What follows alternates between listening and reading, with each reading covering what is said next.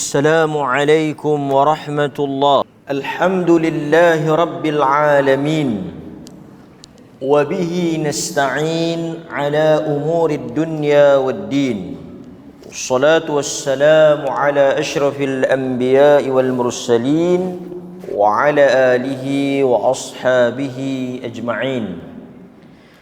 أشهد أن لا إله إلا الله وحده لا شريك له، وأشهد أن محمدا عبده ورسوله. أما بعد.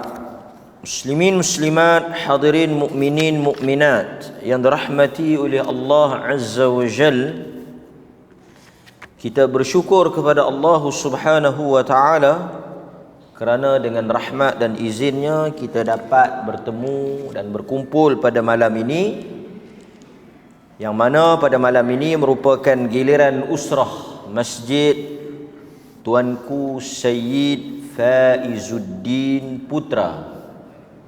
Giliran yang berikutnya kita semua alhamdulillah dapat hadir pada malam ini. Kita juga mendoakan supaya Allah Azza wa Jal mempermudahkan urusan jamaah kita yang kemalangan jalan raya nak mari tadi ni. Saya on the way, hantar mai gambar kata accident.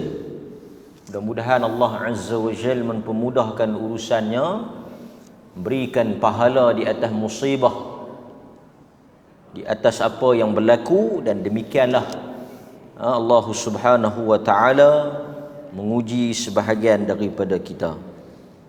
Mudah-mudahan dipermudahkan urusan dan juga apa jua yang ditempuh oleh saudara kita di dalam menuntut ilmu. Dan alhamdulillah kepada tuan-tuan semua yang dapat hadir dengan selamat pada malam ini.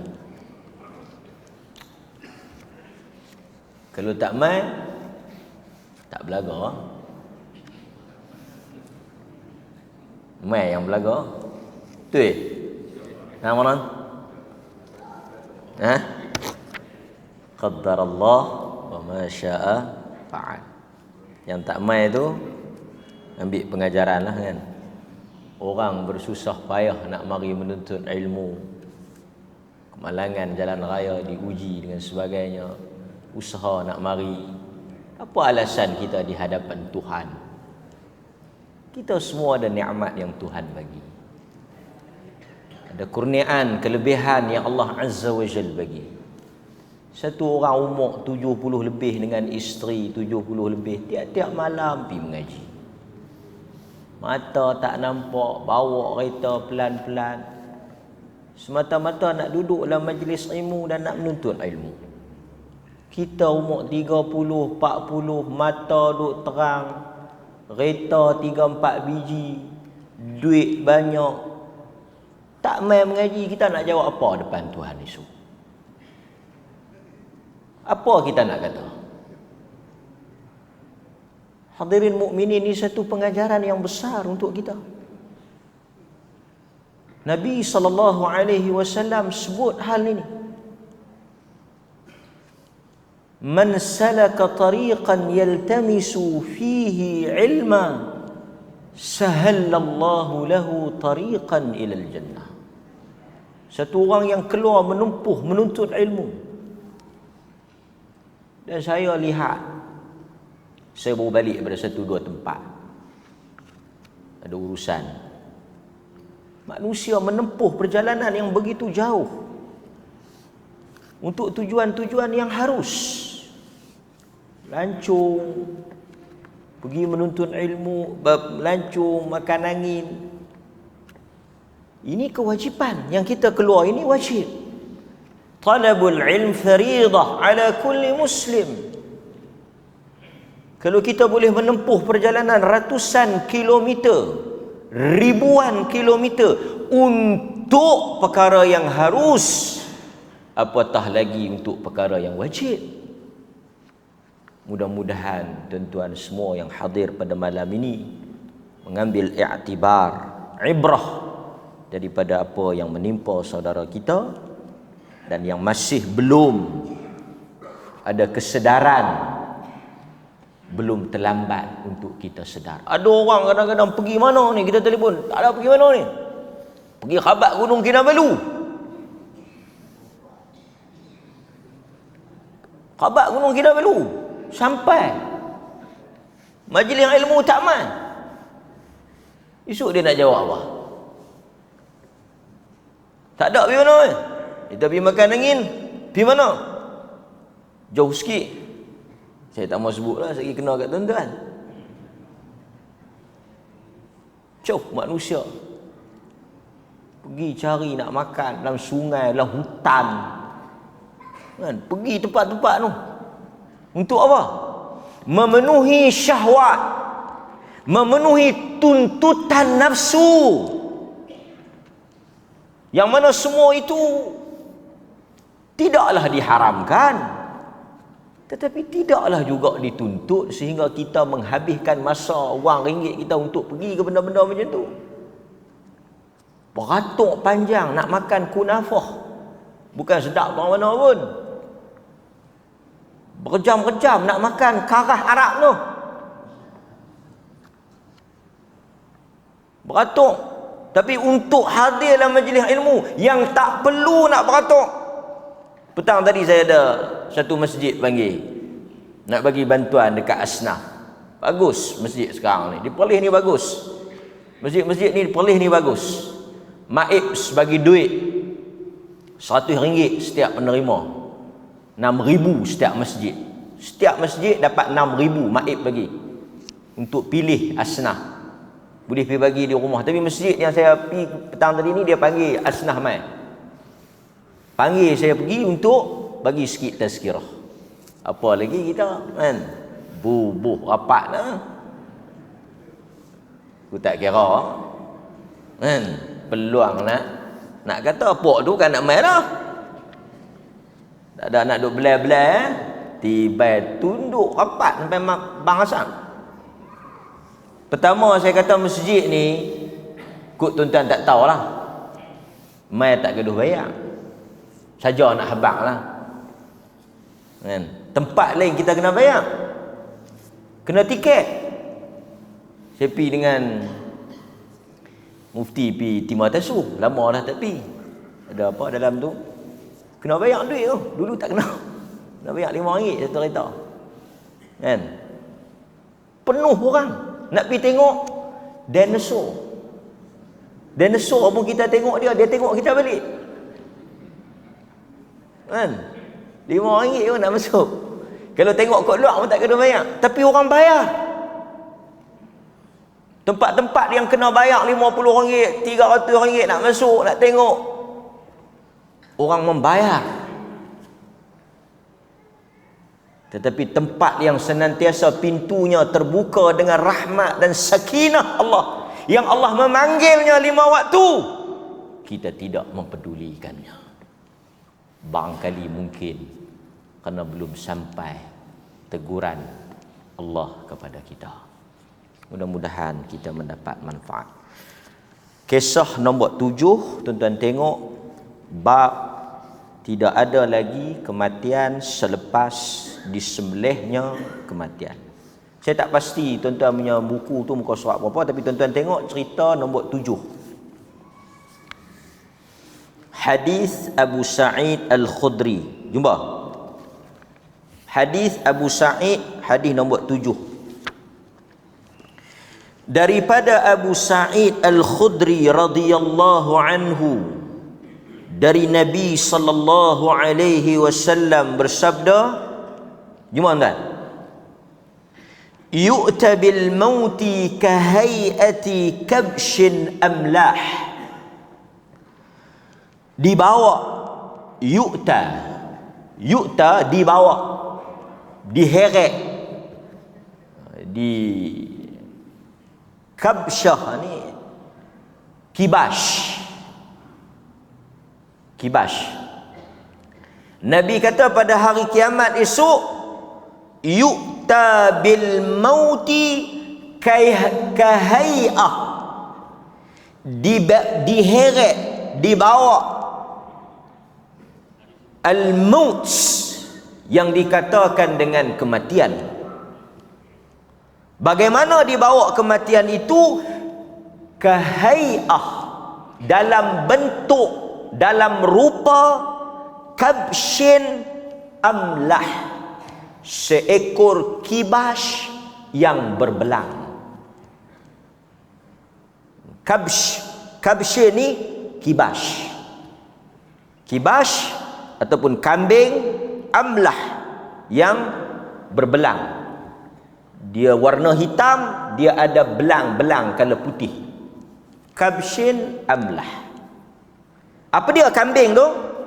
Kambing itu, kibas itu ialah kematian yang ditukar oleh Allah untuk dilihat oleh manusia.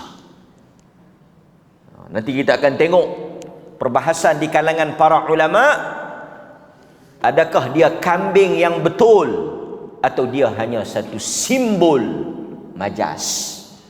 Tapi dalam hadis ni Nabi kata yu'ta bil mauti kahai'atin kabshin amlaha, dibawa kematian itu dalam bentuk seekor kibas yang berwarna hitam berbelang-belang putih, diheret. Fayunadi munadin, kemudian berserulah apabila dibawa kambing kibas itu, yunadi, diserulah, nida, dipanggil munadin oleh sang penyeru, ya ahlal jannah, wahai penduduk-penduduk syurga, mari. Pertama dia panggil ahli syurga. Lepas dia panggil ahli syurga, dia panggil apa? Fayashra'ibun wa yanzurun, maka datanglah ahli-ahli syurga itu. Fayashra'ibuna wa yanzurun, mereka pun beramai-ramai melihat kepada kibas tersebut. Fayaqul, maka yang berseru tadi dia tanya, mari ahli syurga, mai ahli syurga, dia panggil. Hal ta'rifuna hadha, hampa kenal tak ni? Hampa kenal tak ni? Bila mereka tengok kambing tu, mereka tengok kibas tu, hal ta'rifuna hadha, hampa kenal tak kibas ni? Hadha. Fayaqulun, maka jawablah ahli syurga tadi, na'am, ya, kami tahu, kami kenal. Na'am, kami kenal. Apa yang mereka kata? Tanya, kenal tak ni? Dia kenal. Siapa dia? Dia kata, hadzal maut, ini ialah kematian. Ahli syurga kata, ini bukan kibas, ini bukan kibas, ini ialah hadzal maut, ini ialah kematian. Ini ialah yang dikatakan dengan al-maut. Ni mati ni. Yang duk kata mati-mati tu ni lah. Wa kulluhum qad ra'ah, semua mereka, semua ahli syurga, qad sesungguhnya, kan tuan-tuan duk baca dalam Quran kan, qad tu sesungguhnya, ra'ahu, mereka telah melihat kematian. Sekejap lagi kita akan bahas. Selesai ahli syurga, thumma yunadi ya ahlan nar, hei penduduk-penduduk neraka, keluar mai. Fayashra'ibuna wa yanzurun, mereka pun langut tengok, oh kenal. Hal ta'rifuna hadha, na'am hadzal maut. Fayaquluna hadzal maut, hampa kenal tak? Soalan yang sama. Tadi tanya ke ahli syurga, sekarang tanya ke ahli neraka, hal ta'rifun, Fayaqulu na'am hadzal maut. Kami tahu, kami kenal ini kematian. Wa kulluhum qad ra'ahu. Semua mereka pernah melihat kematian ini. Kemudian setelah ahli syurga melihat, ahli neraka melihat, dan mereka mengenali kematian itu, maka fayudbahu, disembelih. Zabaha yazbahu, sembelih. Zubiha yuzbahu, disembelih. Maka disembelih. Thumma yaqul, disembelih kibah tadi ni, maka matilah apa dia? Kibas tu.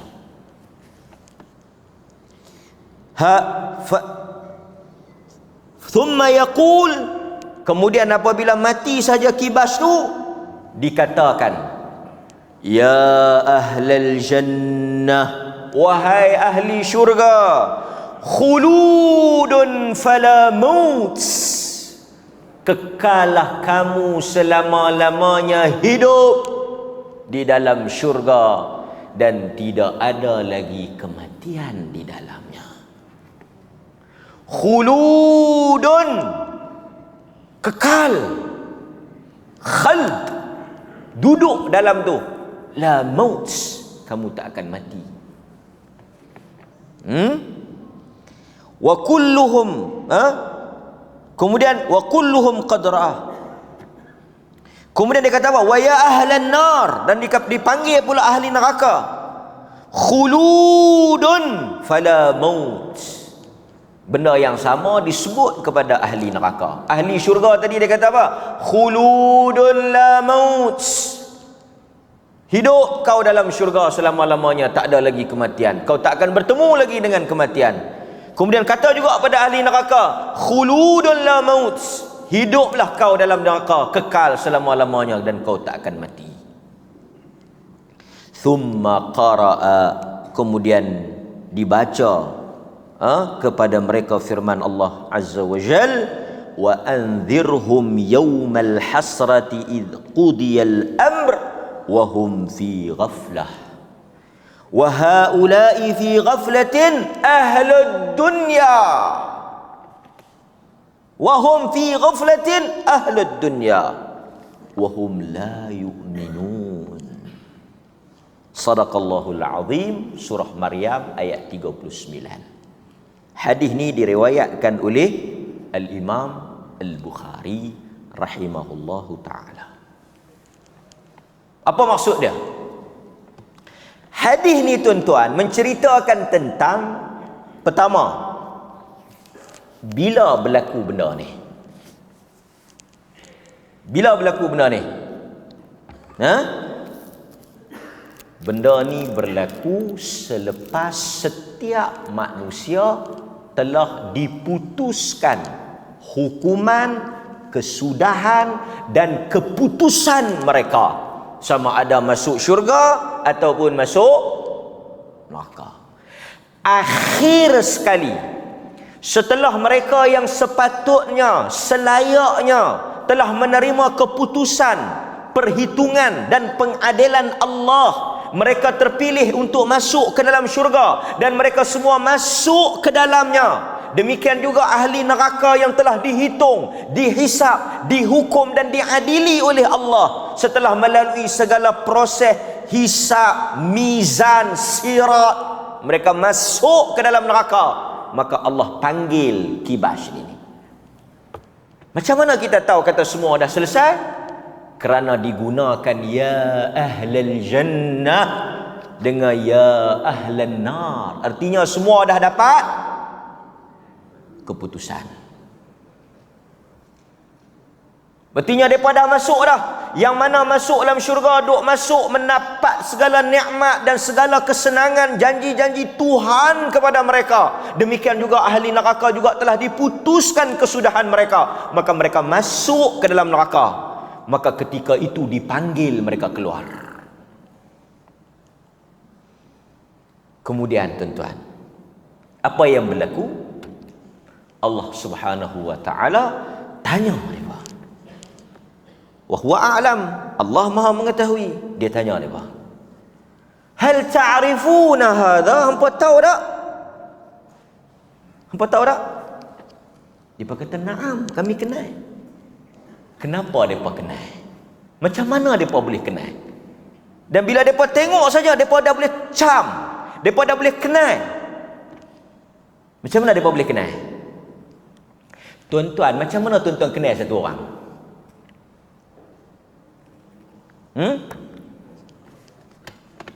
Saya baru pergi satu dua tempat lah.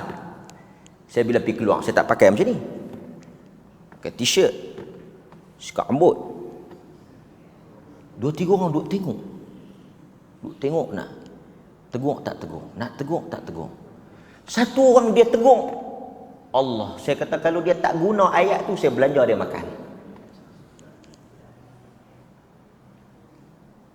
Dia kata macam biasa nampak. Betul ke ustaz yang duduk dalam tu?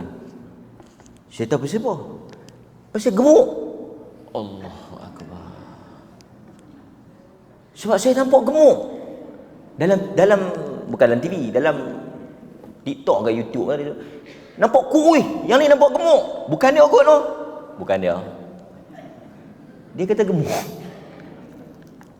Sebenarnya tuan-tuan, dia bukan gemuk, tapi kamera tu silap mata kamera. Saya taklah gemuk. Cuma agak berisi sikit lah. Baik, semua ni adalah salah masjid Batu Lima yang duk buat nasi daging. Sambung balik. Macam mana tuan-tuan boleh cam? Apabila tuan-tuan biasa jumpa.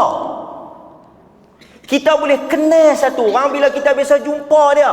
Kita bila tengok dia. Nah, itu yang saya cakap tadi. Bila kita biasa tengok dia, kita biasa jumpa dia, artinya kita boleh kenal dia.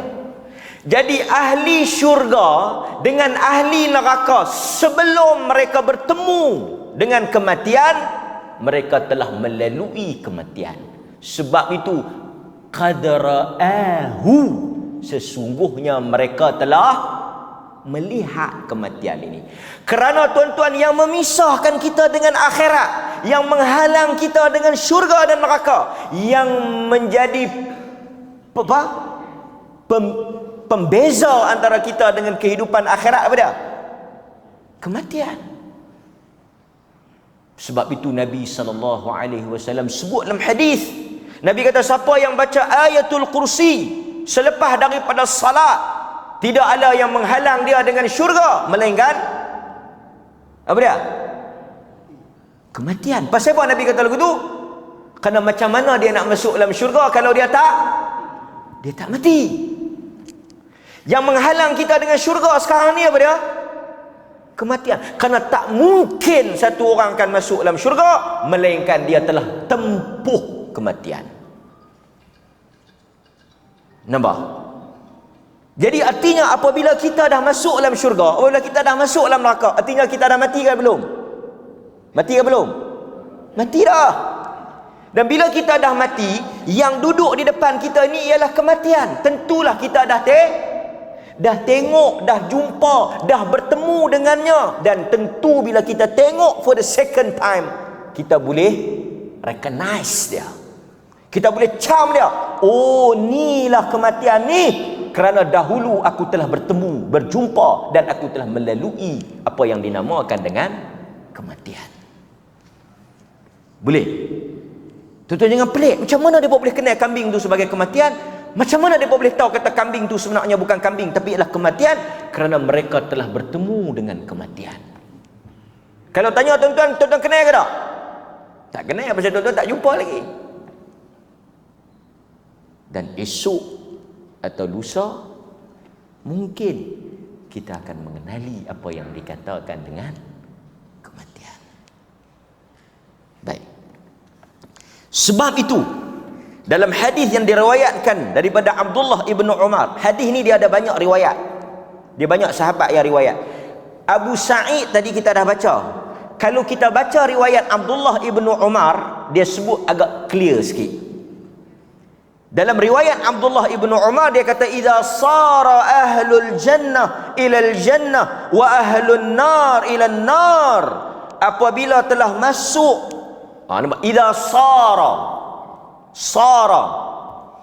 apabila telah adalah masuknya ahli syurga ke dalam syurga dan ahli neraka ke dalam neraka, ji'a bil mauti hatta yuj'ala bainal jannah wan nar, maka dibawalah maut itu duduk di tengah-tengah di antara syurga dan neraka. Ini dalam riwayat Abdullah ibnu Umar. Apabila masuk ahli syurga dalam syurga dan apabila telah masuk ahli neraka ke dalam neraka, dibawa kematian itu dan diletakkan di tengah-tengah di antara syurga dan neraka. Syurga di atas, neraka di bawah. Kematian itu duduk di tengah-tengah. Kemudian dipanggil ahli syurga mari tengok dan cam, panggil ahli neraka mari tengok dan cam. Kedua-dua mereka mengesahkan mereka kenal, dan itulah yang dikatakan dengan al-maut. Ditukar menjadi kibash. Apa yang berlaku tuan-tuan? Allah sembelih kibah tu, disembelih kibah tu, maka matilah mati. Sekarang ada kematian kau tidak? Ada. Kerana yang dinamakan dengan mati itu belum mati. Dan tuan-tuan, sebab itu kita kata kematian ni suatu benda yang pasti. Setiap manusia akan melalui, kullu nafsin zaiqatul maut. Setiap yang hidup pasti akan mati. Setiap orang akan lalui kematian.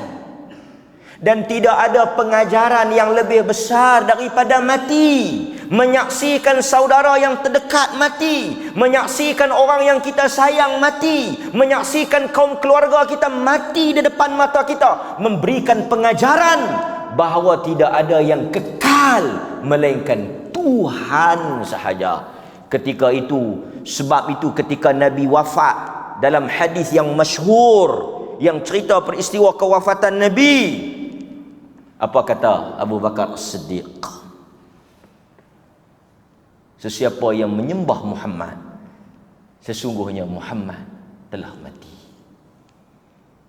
Dan Quran kata telah berlalu nabi-nabi sebelum daripada Muhammad, mereka juga telah mati. Dan Allah Ta'ala akan menurunkan Nabi Isa di akhir zaman, dan Nabi Isa akhirnya juga akan mati.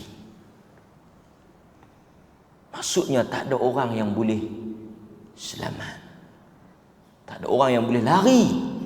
Qul innal mauta alladhi tafirruna minhu, katakanlah wahai Muhammad, sesungguhnya kematian ini sesuatu yang kamu tafirru, farra yafirru, yang kamu lari, bukan berjalan, lari kepadanya, lari daripada bertemu dengan kematian, kamu takut. Tapi Quran kata fa innahu mulaqikum, dia pasti akan menemui kamu. Quran sebut. Maka sebab itu orang beriman, dia bukan takut pada kematian, tapi dia takut kepada persediaan untuk dia mati. Kerana mati kita tak boleh elak.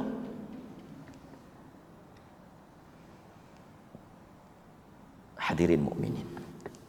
Kemudian tuan-tuan, apabila disembelih kambing tadi ni, kibah tadi ni, dalam riwayat Abdullah ibnu Umar sama macam dengan riwayat Abu Sa'id tadi, dikatakan kepada ahli syurga kekal.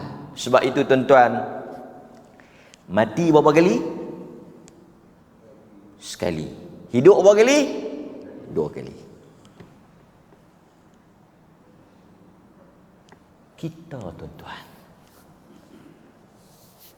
kehidupan ini ialah kehidupan yang sementara. Ni,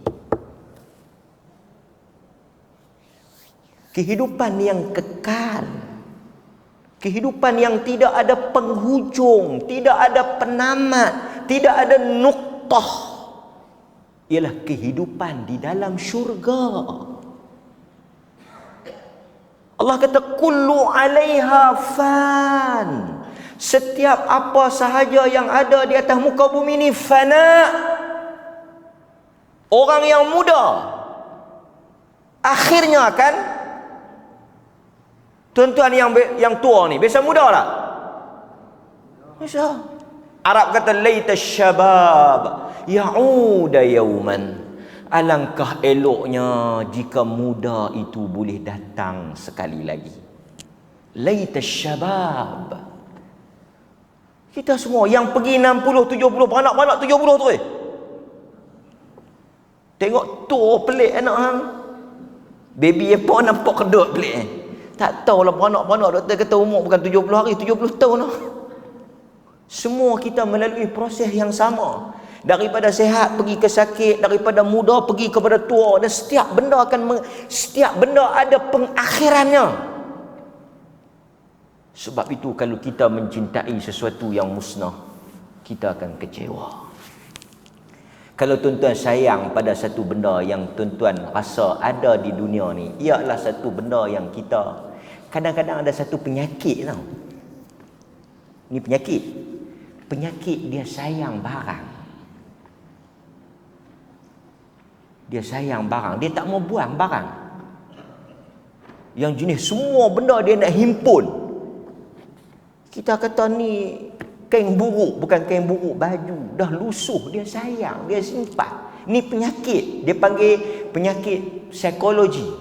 Dia hok nu dia tak mau buang, hok ni dia tak mau buang. Jadi macam tong sampah. Semua benda dia akan reput. Tuan-tuan, kita mungkin biasa pergi makan benda-benda mahal, tak habis kita bungkus. Betul tak?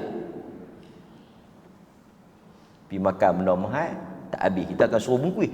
Bungkus sayang, mahal. Kita balik pun kita kenyang. Buh dalam peti ais 3-4 hari tak makan. Nak buang sayang. Pasal mahal. Ataupun payah nak jumpa ke, payah nak dapat. Hakikatnya kita sayang. Tapi akhirnya dia akan basi. Dia akan basi. Setiap benda akan rosak. Pasal itu Nabi kata, apa benda yang betul-betul milik kamu? Nabi tanya sahabat, apa benda betul-betul milik kamu? Makanan akan jadi taib. Pakaian akan lusuh. Segala yang kamu ada akan menjadi hancur, akan musnah. Yang kekal di sisi kamu, yang akan tetap bersama dengan kamu, yang tidak ada musnahnya, ialah apa yang kamu amalkan di sisi Tuhan. Benda baru elok lah, lepas tu 10-15 tahun lusuh, rosak. Kerana ini tabiat kehidupan dunia. Quran kata bal tu'thirunal hayatad dunya. Mereka itu mendahulukan, tu'thiruna, mereka itu mengutamakan kehidupan dunia, sedangkan kehidupan dunia itu tidak kekal. Sayang. Nampak? Apa benda yang tuan-tuan baru tak jadi lama? Apa benda yang tuan-tuan beli elok tak jadi buruk? Semua akan melalui proses itu. Hatta manusia, elok pergi tak elok, muda pergi tua, baru pergi akan jadi buruk. Kerana itu ialah kehidupan kita. Baik. Kemudian apabila kita masuk ke dalam syurga, tak mati. Tuan-tuan, tak mati dah, tak ada mati dah. Bukan kata tak ada mati, sakit pun tak ada. Kekal. Ni tuan-tuan semua nak mati esok lusa masuk dalam syurga tak mati dah. Tak mati dah. Artinya tuan-tuan tak akan berpisah lagi dengan keluarga, tak akan hilang daripada apa-apa yang tuan-tuan sayang. Semuanya kekal. Kekal. Lo sayang lagu mana pun, dia akan mati. Hang jangan duk matilah, biar aku mati dulu. Kalau apa-apa jadi pun biar aku tak ada dulu. Aku tak boleh hidup kalau hang tak ada. Ayat semua tu.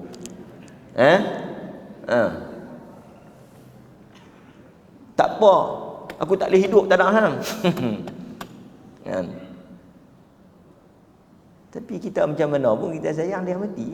Dah mati tuan-tuan, memanglah teringat. Siapa tak teringat? Sayanglah. Kan?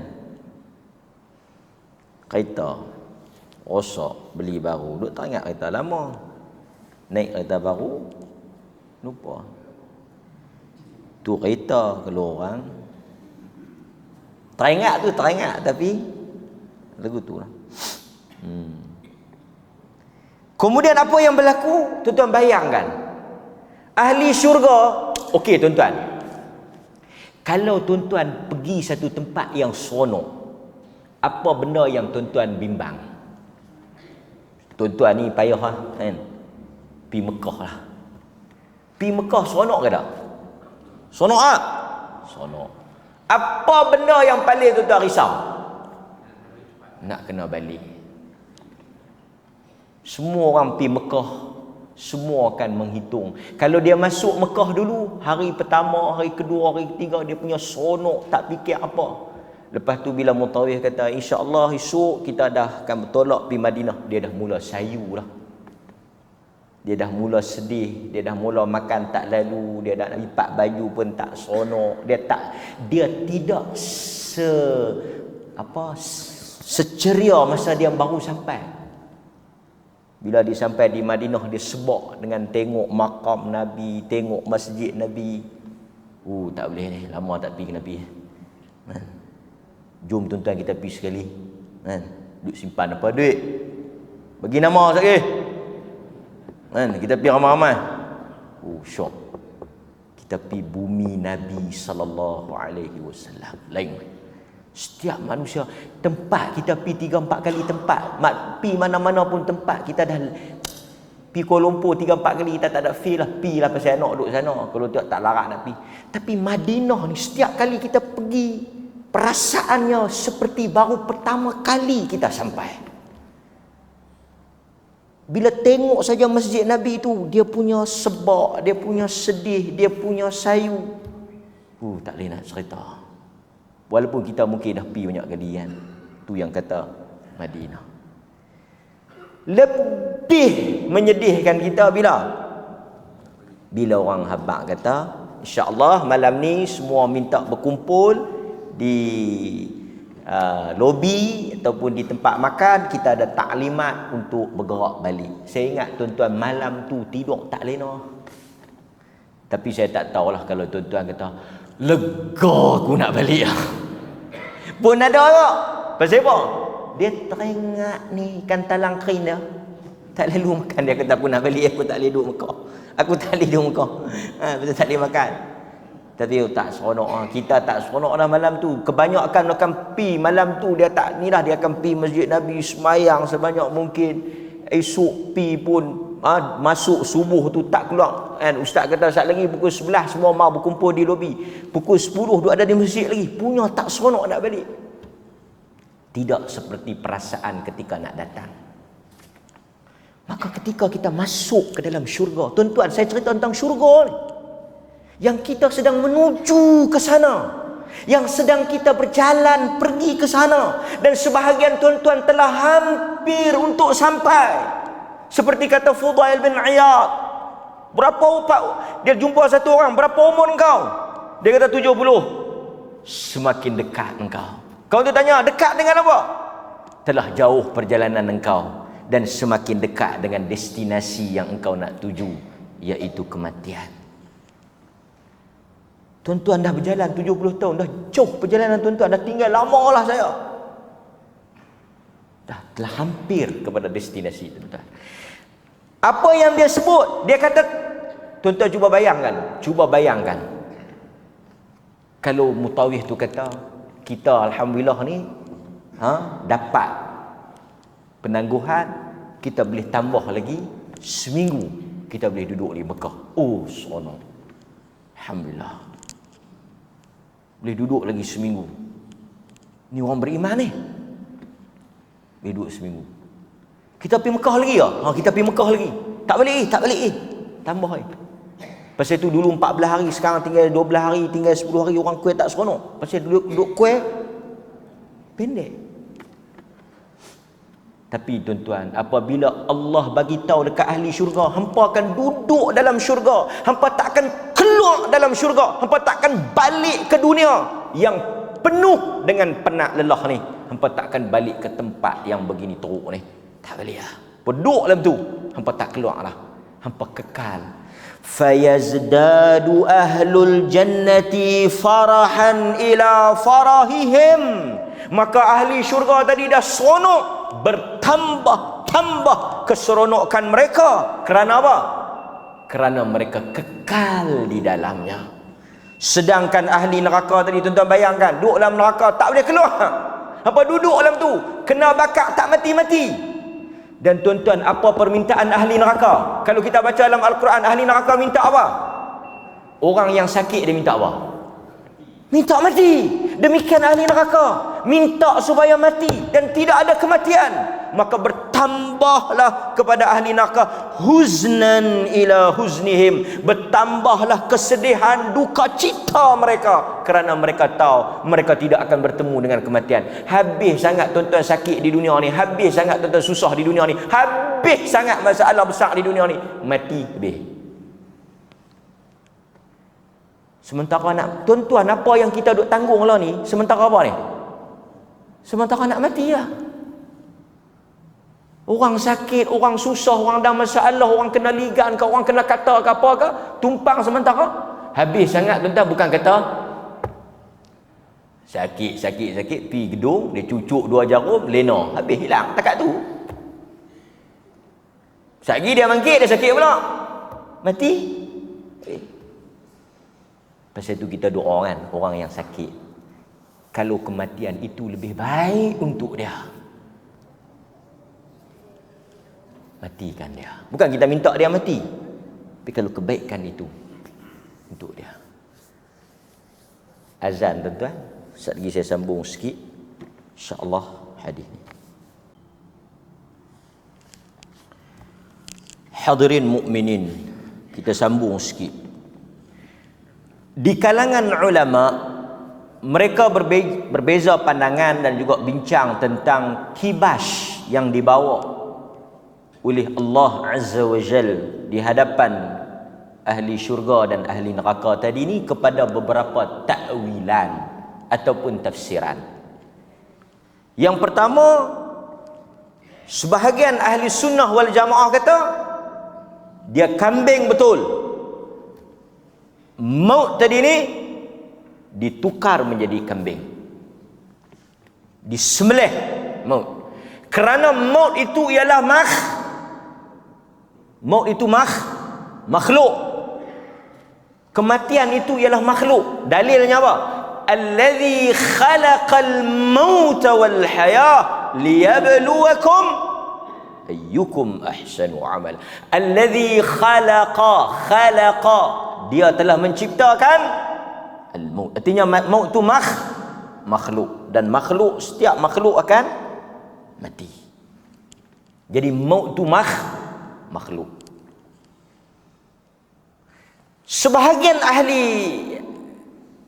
ilmu di kalangan para ulama ahli sunnah juga menyatakan yang jadi kibas itu ialah malakul maut.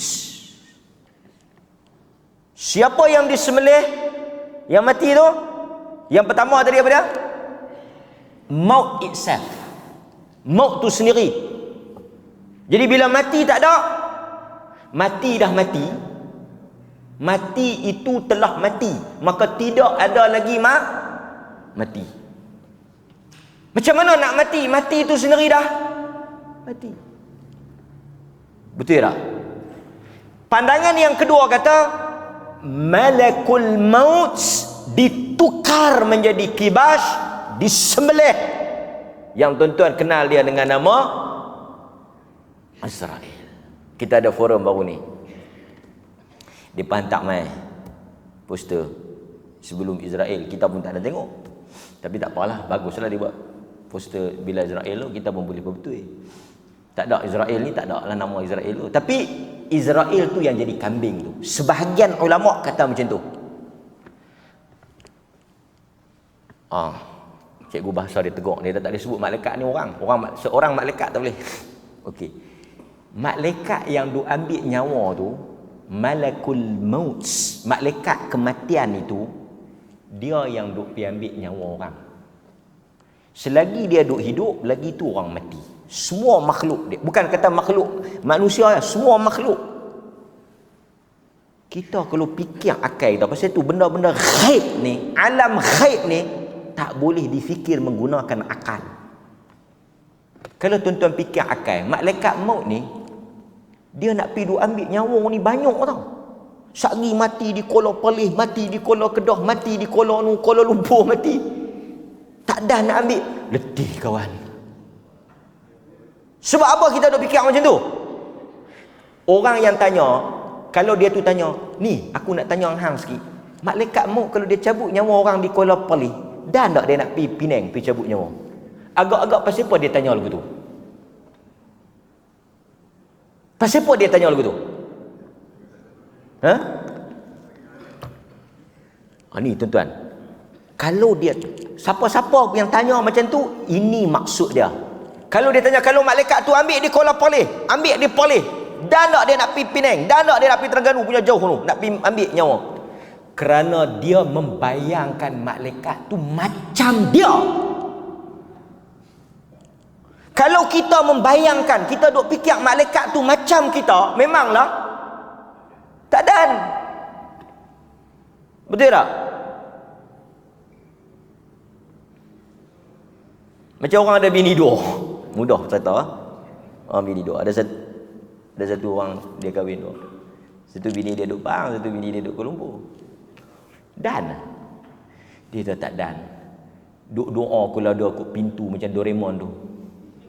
Pintu suka hati. Tak dan. Pasal tu tuan-tuan, kajian menunjukkan orang yang poligami ni kebanyakannya pendek umur. Kalut pikut umur, kalut mekot ni, dia stres. Kan? Tapi nak bagi tahunya, kalau kita duk fikir Tuhan lagu kita, duk fikir malaikat lagu kita, maka kita akan fikir macam kita. Tapi apabila kita fikir malaikat tu tak sama macam kita, kemampuan malaikat, kebolehan malaikat tu tak sama macam kita, tak ada isu. Malaikat boleh ambil di, sebab itu dalam hadis dia kata, orang ni, nyawa ni macam duduk dalam satu bekas. Dan malaikat duduk tengok, sekali ambil kau ni, sekali ambil kau ni. Dan di antara tangan, sak mati. Kita tak mungkin boleh buat macam tu pasal kita manusia. So jangan imagine, jangan membayangkan malaikat dan juga alam ghaib macam alam kita. Macam kita, tak boleh. Boleh tak? Okey. Yang ketiga, yang dikatakan dengan kibas itu ialah hanya kibas tu kibas lah. Dia hanya simbol kepada kematian. Cuma nak habang kata mati tu dah mati. Macam kita dah sembelih malaikat maut tadi. Malaikat maut tu dah disembelih. Mati tak lagi? Ada tak lagi mati? Tak ada lah kawan yang duk mati tu dah. Yang duk ambil orang mati tu dah mati. Jadi sebab itu ada kaul yang mengatakan akhirnya yang mati siapa? Malaikat maut lah. Pasal kalau dia mati dulu, lega kita. Kalau dia mati dulu, lega kita. Pasal apa? Tuan-tuan semua terlepas. Dia dah mati. Tak ada. Malaikat maut tak ada. Oh, alhamdulillah. Jadi dia akan mati. Tapi dia akan mati tak? Dia akan mati kerana dia makhluk. Yang hayy, yang hidup, hayyul la yamut, hanya Allah. Wal hayyul qayyum. Nampak? Baik. Kemudian tuan-tuan, hadis ini memberi pengajaran besar kepada kita bahawa nikmat yang benar-benar kekal, yang kita akan menikmatinya sampai bila-bila tanpa perlu kita risau, bimbang dan takut, ialah nikmat yang kita akan dapat di dalam syurga. Pasal itu orang beriman ni, dia sedih lah. Dia memang sedih lah. Dia mati, hilang harta benda, dia sedih. Kan? Hari ni berapa bulan? Gaji masuk Gaji masuk bila? Pencen. Tak silap tanya gaji. Pencen. Masuk ah? Ha? Habis dah. Masya Allah. Punya rakus. Dah tuan-tuan.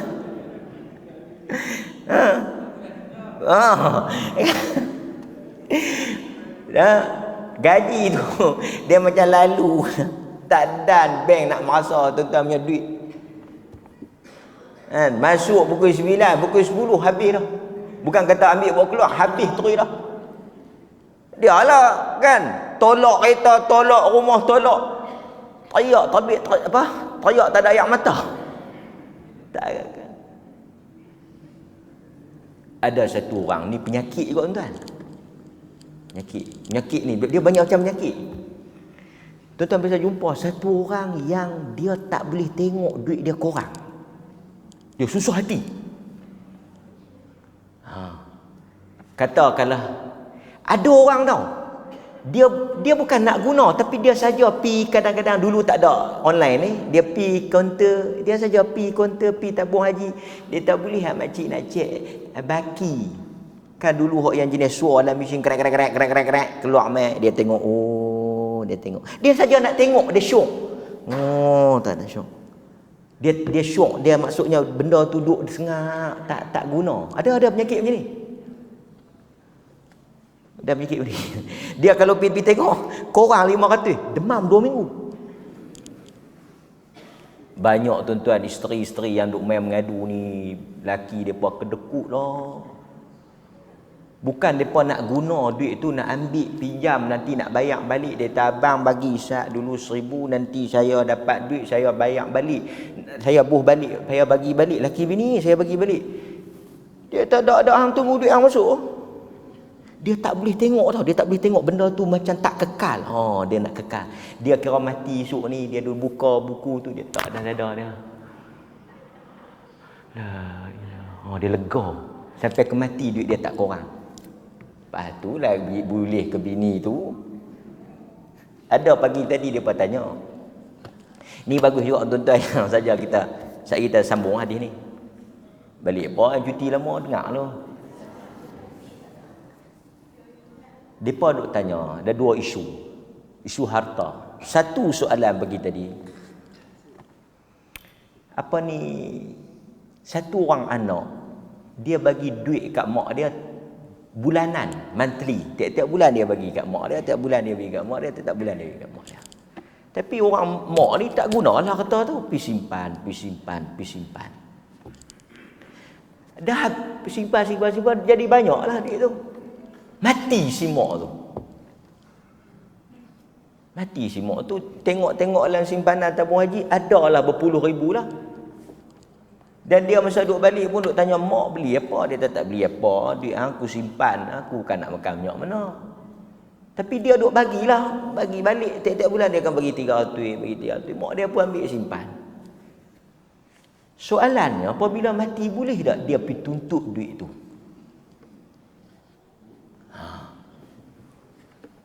Pasal itu tuan-tuan, baliklah bagi kerap sikit. Kalau nak ambil masa orang tua tu duduk hidup. Apabila mati satu orang, duit itu akan difaraidkan di kalangan waris. Kerana dah jadi milik siapa? Milik si mati. Dia tak boleh kata, duit aku bagi kat mak tiap bulan, hampa jangan duk galak nak ambil pula. Hampa tak bagi, tahu hampa dah mati orang tua tu, hampa pakat nak main tuntut. Tak, dia bukan masalah mati ke masalah apa, masalah hak si mati. Jadi kalau tuan-tuan rasa tak mau nak menyusahkan, tak mau nak buat apa ni, tuan-tuan sebelum mati, pasal orang mati ni dia boleh berasa. Memang dia ada rasa. Banyak riwayat-riwayat menunjukkan di kalangan sahabat mereka merasakan bahawa mereka akan mati dan mereka habaq kepada anak-anak mereka tentang ajal mereka sudah hampir. Banyak riwayat. Memang orang mati nas, hatta Nabi pun kan, tuan-tuan baca dalam riwayat, Nabi pun bagi tahu kata telah ada tanda dia akan balik bertemu dengan Tuhan. Kan dia sebut dalam hadis, telah diberi pilihan seorang hamba, maka hamba itu memilih untuk bertemu dengan Tuhannya. Umar menangis. Orang tanya, kenapa Umar? Wa ma yubkika, kenapa engkau menangis? Karena hamba yang diberi pilihan itu Nabi SAW. Memang kita rasa kita akan mati. Tuan-tuan berasa tak? Rasa? Tak rasa? Alhamdulillah. Amboi. Nama kalau mati tak rasa sangat nah. Nak mangkit pun jenuh tui. Tak berasa lagi. Tapi kita boleh berasa nak mati. Bila kita berasa kita nak mati, kita bagi elok. Macam tu juga kadang-kadang satu orang anak dia bagi kat mak ayah dia kereta. Banyak juga duk bagi kereta. Dia kata mak duk pergi masjid ni, ayah duk pergi masjid ni, dia bagi kereta elok sikit. Bagi, bukan pinjam, bagi. Aku bukan ada duit nak bayar bulan-bulan. Kereta buruk ni aku ada cukup ah. Tak apa, jom. Anak ada duit sikit, pergi beli kereta. Bayar muka, dia bayar bulan-bulan. Kita naik ya. Kita naik ya. Naik. Dia buh sekali, buh nama pak dia ke tak apa ke, dia kata apa, ambil lah, bagi. Guna lah. Tak payah duk fikir bulan-bulan. Allah lega tuan-tuan. Kan? Mati orang tua tu. Kereta tu nak buat macam mana? Faraid. Dia kata dia yang bagi. Betul lah hang bagi, tapi dah jadi hak. Kan? Ini benda-benda yang kadang-kadang orang kita dia emosi. Dia kata tak, kereta saya beli bagi. Tak, dah jadi milik si mati. Kalau nak ambil awal. Atau buat perjanjian. Abang kata ni aku bagi pinjam, mati aku ambil balik. Kan? Tadi ada satu perempuan, saya kuliah, cuti lama ada 2-3 kuliah kena pergi duk qada. Siang kat depa ni. Kalau kita tak pergi, depa jenis mebal. Dia kata dia tak ada apa? Dia tak ada anak, perempuan seorang lah. Tapi cerdik jugalah cara dia buat ni. Dia kata dia buat perjanjian, dia hibah kereta tu ke anak dia. Perempuan. Pasal kalau ada anak perempuan, kereta tak habis. Kereta banyak tak habis kan. Kalau ada anak lelaki, clear. Cerah. Anak lelaki ni, tak ada kita mati lagi dia pecerah dah.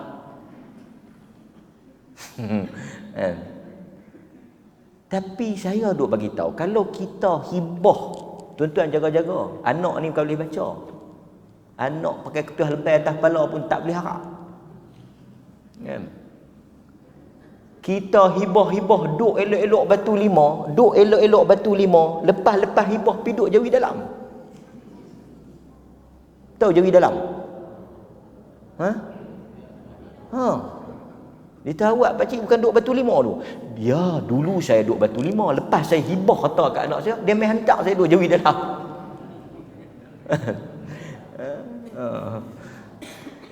Satu, kita tak tahu siapa mati dulu.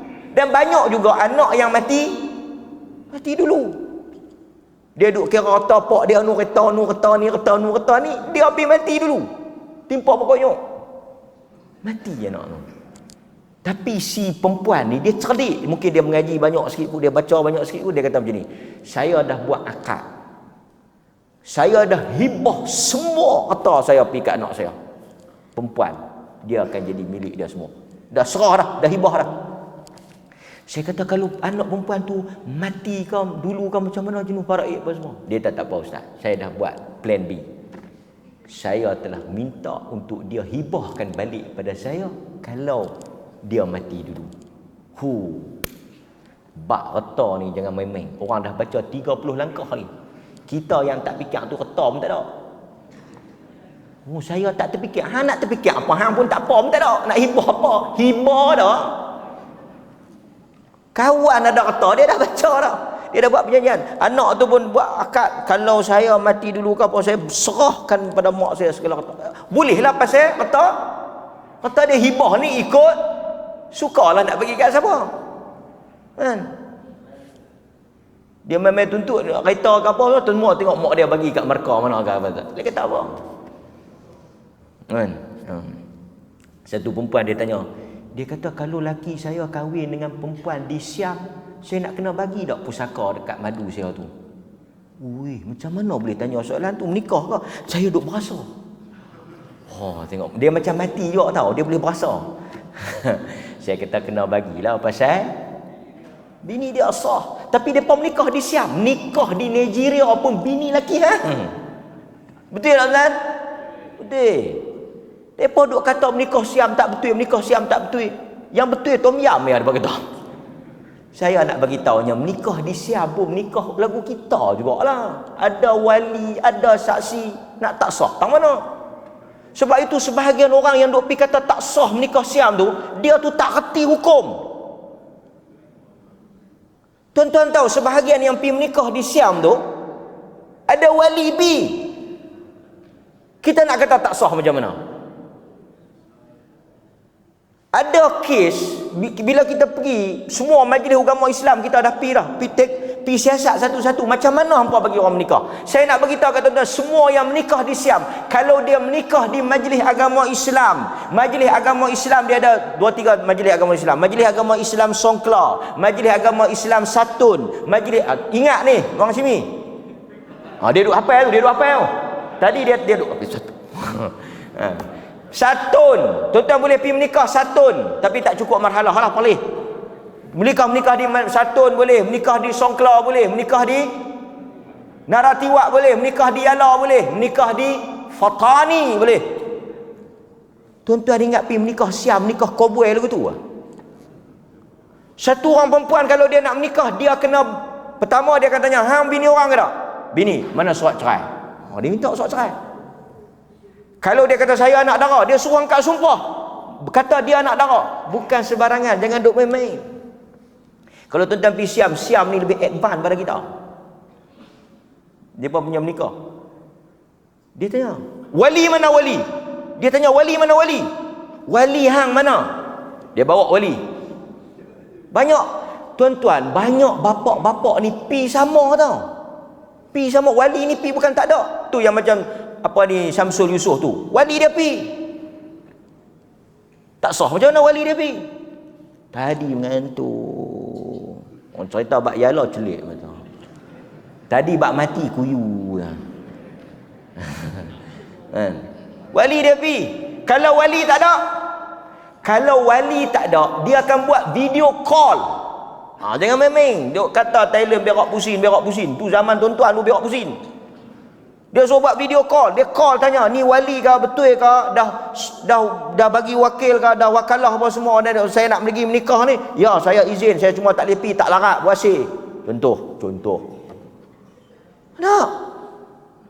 Dia akan bagi surat. Lepas tu barulah wali tu mau menikahkan. Cukup ada suami, ada isteri. Isteri tu dipastikan bukan bini orang, tak ada alam aidah, tak buat pelari bini orang dan sebagainya, semua dia cek. Ada apa tak? Wali dah bagi izin, wali dah wakilkan, wali hadir sendiri, ada saksi. Tak kira lah saksi tu cula langkon ke apa, jadi saksi lah, janji saksi. Tuan-tuan nak kata tak sah tak mana? Ada sebahagian, siapa pergi menikah di Thailand dosa besar, siapa pergi menikah di Thailand tak sah, siapa pergi menikah di Thailand jenayah. Apa dia pergi menikah? Kita kalau orang pergi menikah di Thailand kalut macam-macam, tapi orang pergi Danau, pergi buat benda jahat, tak ada siapa ingat. Tu yang duk jadilah ni. Saya bukan kempen tuan-tuan pergi menikah di Thailand tu, saya nak bagi jelas kat tuan-tuan, menikah di sana ikut hukum syarak. Cuma depa tak ada lah sijil menikah Malaysia, itu je masalah dia. Balik mai buat pengesahan. Bawa mai sijil tu. Kita akan cek siasat, telefon, kita boleh telefon, bagi nama. Ni Hashimi sekian bin apa ni? Hashimi Hashim. Nombor kad pengenalan apa semua. Boleh tolong cek tak betul tak dia pergi menikah pasal dia buat main sijil ni. Bagi nombor IC tuan-tuan, dia boleh buat keluar sijil on the spot. Dia kata betul Hashimi bin Hashim ni mai petang Jumaat kemarin mai menikah dengan ni nama apa ni perempuan ni seorang apa semua. Sah. Bila kita dah confirm kata dia memang menikah di majlis agama semua sah, kita buat apa? Kita bagi sijil nikah Malaysia yang mengesahkan bahawa dia memang menikah Betul. Untuk apa CJ menikah Malaysia tu? Untuk apa CJ menikah Malaysia tu? Untuk nak pergi daftar hospital nak beranak, daftar sekolah, nak tuntut faraid, apa semua tu. Pasal di Malaysia tak pakailah sijil bumi bol tu. Itu saja proses dia. Dan perlih alhamdulillah mempermudahkan urusan ni. Sebab apa? Kerana kita tak nak orang berzina, kita tak nak orang buat maksiat, kita tak nak orang berkedudukan tanpa nikah. Ini nak tangkap mereka, viralkan mereka, buh muka depan surat khabar, malukan mereka. Tak apa, kalau hampa tak mau malu, hampa pi siam serat-serat, hampa nak buat apa, hampa buat, hampa balik main relax. Abang pi menikah ke pi siam? Dak, aku tak pi menikah, aku pi tidur ayah dengan dia. Okey, bagus abang. Yang pi menikah lah. Punya apa? Penin kepala Cak Ketum. Tuan-tuan. Okey. Cukup. Balik cerita neraka. Merepek okey. Tak merepek betul. So saya nak ceritanya, orang bila dia masuk dalam neraka, yang masuk syurga ni tutup cerita. Yang masuk neraka ni, bila kita masuk, wal'iyadzubillah, bila masuk ahli neraka ni, antara benda yang dia minta supaya pertama dikeluarkan. Yang kedua dia minta dimatikan. Tuan-tuan balik tengok dalam hadis yang mana Nabi SAW sebut, juga dalam Al-Quran. Tuan-tuan balik tengok surah Az-Zukhruf. Balik tengok dalam surah Az-Zukhruf ayat 77. Tengok dalam surah Az-Zukhruf ayat 77. Wa nadaw ya Malik liyaqdi alaina rabbuka qala innakum makithun. Dalam surah Az-Zukhruf ayat 77. Buka tengok dia kata apa? Orang-orang yang masuk dalam neraka, macam mana kita tahu kita dia masuk neraka? Kerana dia panggil Malik. Malik jaga apa? Malik jaga neraka. Ketika satu malam Nabi mimpi malaikat bawa Nabi naik pergi tengok neraka. Nabi tengok satu orang muka bengis, tak senyum, muka kasar, muka garang. Nabi tanya, siapa dia tu? Malaikat yang bawa kata, itulah Malik. Malik yang jaga neraka. Wa nadau ya Malik. Ni dalam surah Az-Zukhruf, tengok terjemahan dia kata apa? Siapa yang ada telefon boleh tengok direct tu. Depa menyeru, wahai Malik, ya Malik, liyaqdi alaina rabbuk. Mintalah supaya Tuhan engkau matikan kami. Depa minta supaya Tuhan mati, tak larat dah, tak tahan dah. Liyaqdi alaina rabbuk, supaya Tuhan engkau matikan kami. Innakum makithun. Malik kata apa? Sesungguhnya kamu, innakum makithun, kamu tidak akan mati dan kamu akan kekal di dalam neraka, tak mungkin mati. Kata Ibnu Abbas, apa maksud ayat ni? Tengok Ibnu Abbas kata, apabila ahli neraka diazab dan mereka sudah tidak mampu menanggung seksaan dan tidak mampu lagi menanggung apa yang mereka kena di dalam neraka, mereka telah menyeru khazin an-nar, penjaga neraka, iaitu Malik. Mereka kata, Malik, suruhlah Tuhan engkau bunuh kami, matikan kami, kami tak maulah, tak larat dah nak tanggung, tak sanggup dah nak tanggung. Kata Ibnu Abbas, malaikat jawab 40 tahun selepas tu. 40 tahun selepas tu. 40 tahun lepas mereka minta tu, Malik jawab 40 tahun. 40 tahun lepas tu Malik jawab. Malik kata apa? Malik kata, innakum makithun, kamu tidak akan dimatikan sampai bila-bila. Tak ada. Ada rehat ke? Ada Sabtu Ahad?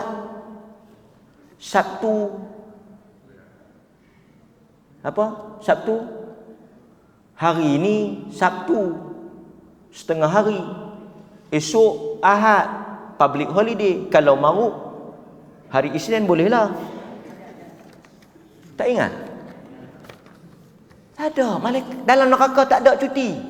Dia berkata bulan puasa diringankan azab. Tak ada. Dia azab. Kemudian tuan-tuan tengok lagi dalam surah An-Nisa ayat 56. Dalam surah An-Nisa ayat 56. Tuan-tuan tengok An-Nisa ayat 56. Maka kata apa? Innal ladzina kafaru bi ayatina sawfa nuslihim nara kullama nadijat juluduhum baddalnahum juludan ghairaha liyadhukul azab. Tengok Quran kata, masya-Allah, Allahul musta'an. Allah kata, innal ladzina kafaru bi ayatina, orang-orang yang kufur terhadap ayat-ayat kami, kelak kami akan membakar mereka dengan api neraka, dan setelah kulit mereka hangus terbakar, kullama nadijat juluduhum, apabila kulit mereka terbakar hangus, baddalnahum juludan, kami tukar kulit baru.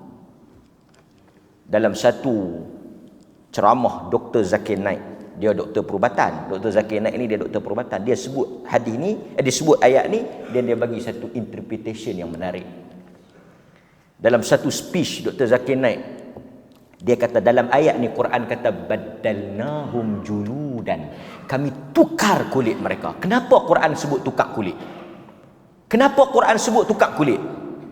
Kerana kata Dr. Zakir Naik dan doktor-doktor perubatan yang tengok ni boleh perbetul kalau silap. Dia kata kulit kita ialah tempat untuk kita memberi respon kepada apa sahaja benda yang kita akan tempuh. Pasal itu orang yang dia dah kebas, dia tak berasa apa tau. Pasal itu kita kalau pasal itu hangat ni bila kita sentuh, kita berasa hangat. Dia panggil respiratory, kulit-kulit kita tu yang touch tu, dia akan bagi tahu daripada kulit tu kena, dia akan hantar ke otak, hangat. So bila kulit kita mati, pasal itu bila kulit kita terbakar, sebab itu orang yang terbakar bila pergi ke klinik, doktor akan cucuk nak tengok kulit dia hidup ke mati. Sebab bila kulit mati, dia tak rasa apa. Tuan-tuan kalau nak tahu betul tak betul, tuan-tuan tengok orang yang kencing manis. Dia ada satu penyakit, orang kencing manis ni kulit dia, sel kulit dia mati tau. Sebab itu orang yang kencing manis, dia tak sedar kaki dia luka. Dia tak sedar kata kaki dia luka, dia tak sedar kaki dia dah terbakar ke apa, pasal kulit dia dah mati. Sel dah mati, kulit kuman dah mati, habis dah kulit dah. Quran kata dahsyat noh. Quran kata baddalnahum, lepas dah terbakar, dah rasa azab, kami salin kulit baru. Pasal apa Quran kata baddalnahum juludan ghaira hadha, bukan kulit yang lama, pasal nak bagi rasa hak baru ni. Dan mereka tak akan berhenti. Dan akhir sekali tuan-tuan tengok dalam surah Al-Mu'minun ayat 107 dan 108. Buka surah Al-Mu'minun ayat 107, 108. Dia berkata apa? Rabbana akhrijna minha, wahai Tuhan keluarkan kami. Mereka minta nak keluar. Dua benda tuan-tuan. Pertama mereka minta nak keluar, kalau tak boleh keluar mereka minta nak mati. Kita pergi tengok kadang-kadang orang yang sakit kan, orang yang kena siksa di satu tempat, apa yang mereka merayu? Mereka nak lari keluar. Orang yang kena seksa, yang kena azab, mereka nak lari keluar. Macam itulah permintaan Rabbana akhrijna. Wahai, sebab itu kita ingatkan keluarga kita. Kita ingatkan orang-orang yang kita kasih dan cinta. Keluarlah sebelum Allah masukkan kamu. Allah kata walaqad zara'na li jahannama katsiran minal jin wal ins walaqad zara'na, kami akan penuhkan neraka jahanam ni katsiran minal jin wal ins, kebanyakannya daripada kalangan jin dan manusia. Maukah kita sebahagian daripada ahli keluarga kita merintih merayu nak minta keluar? Kemudian tuan-tuan tengok dalam surah Al-Maidah ayat 37. Al-Maidah ayat 37, yuriduna an yakhruju minan nar wa ma hum bikharijina minha wa lahum adzabun muqim. Mereka ingin keluar daripada neraka. Yuriduna an yakhruju, mereka nak keluar daripada neraka. Meronta-ronta ni nak minta nak keluar. Quran kata wa ma hum bikharijina minan nar, mereka tak akan keluar, Tak mungkin keluar. Quran kata walahum adzabun muqim, dan mereka akan diazab buat selama-lamanya. Inilah yang kita akan hadapi jika kita termasuk khalidina fiha, kekal di dalamnya. Mudah-mudahan Allah Azza wa Jal menyelamatkan kita dan keluarga kita daripada api neraka Allah Subhanahu wa taala, dan kita kekal di dalam syurga-Nya.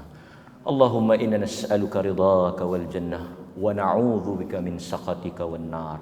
Amin ya rabbal alamin. Wa sallallahu ala nabiyyina Muhammad wa ala alihi sahbihi wasallam. Walhamdulillahi rabbil alamin. Assalamu alaikum warahmatullahi wabarakatuh.